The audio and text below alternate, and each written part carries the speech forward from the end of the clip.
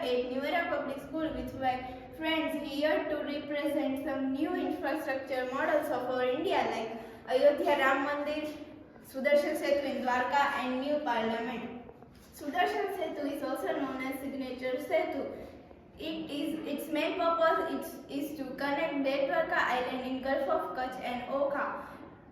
Before this construction of bridge, people were facing difficulties in visiting Betwarka Island, so our Union Transport Minister Nitin Gadkari gave the approval of construction of bridge in 2016 and it was inaugurated on 25th Feb 2024 by our Prime Minister Shri Narendra Modi.